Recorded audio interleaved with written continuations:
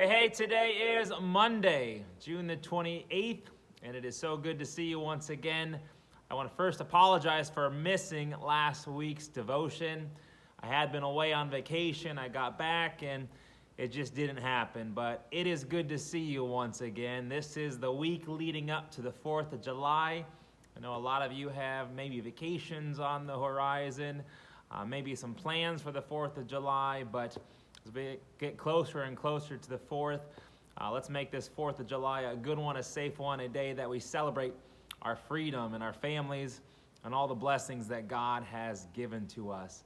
Well, if you've been doing the chronological Bible reading along with me, we're just about halfway through the Bible. And you may have noticed as we've been reading about all these various kings that come after David and come after Solomon, one after another, they're all pretty much rotten kings. And you know, it makes sense. You give a person a lot of power, a lot of wealth, really unlimited amount of sway over his people, and you know, power corrupts. And these kings, even though they were kings of Israel and Judah, they were rotten kings. And one after another, they come and they go. And in our Bible readings now, we're getting to that point in our chronological Bible readings that God will start to send prophets to the people. One after another, God sends prophets to the people in Israel and in the north, and Judah in the south.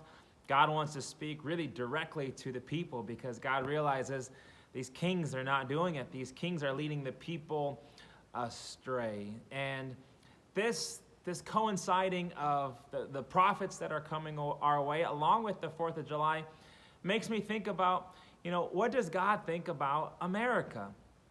Because, you know, we are, for the most part, a Christian nation. We, for the most part, strive to follow God. We, for the most part, you know, strive to read His Word. And, you know, as God looks down at us in the 2021 as Americans, is God pleased with us? Is He displeased with us? You know, we see the Israelites, and they build these false idols, these idols to Baal and Asherah, and God is deeply disappointed, and the people stray from God, and they have sin-filled lives. Well, you know, what does God think about us? And I guess first and foremost, it's important for us to lift up that for the Israelites, they were a special people. They were a special nation, that God very specifically chose these people to be His holy people.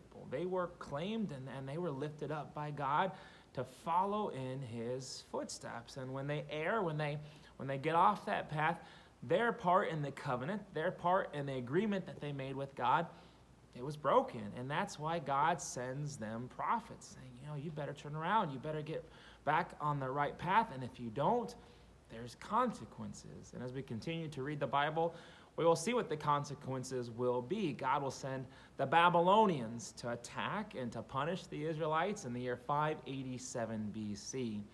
But we as Americans, you know, we're a special nation, but we're not the chosen nation. We're not, you know, the promised land people. But when I think about the Bible, when I read the Bible, I'm convinced that God works through people, God works through nations, and when people and nations are striving to bring God's kingdom here on earth, down from heaven here on earth, when people are doing what is right, what is holy, and when nations are doing what is right and what is holy, more often than not, God will bless those people. More often than not, God will bless those nations. And I think that we as Americans, as we look back to our founding in 1776, we haven't been perfect by any means. No country is, but we look back and so many things that we have done as a nation, as a people, working for democracy and liberty and freedom, you know, getting rid of having a king or a dictator, and just striving to live our lives. This concept that we as American people have really shared with the entire world is truly a blessing.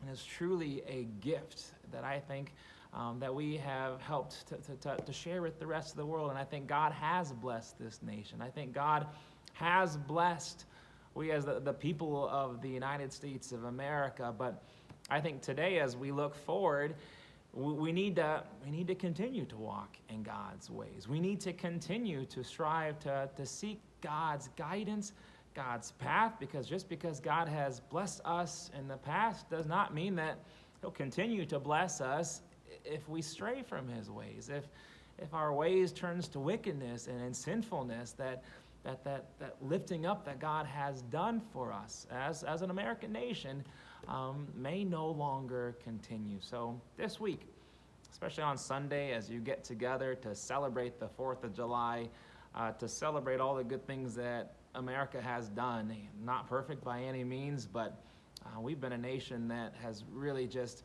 been a blessing in so many ways for the rest of the world. Stop and thank God that we live in this nation, that we live in the land of the free, and that God has blessed us as Americans, and seek God's guidance going forward. Now, 4th of July, if you don't got plans, we've got a lot of things going on here at Redeemer Lutheran.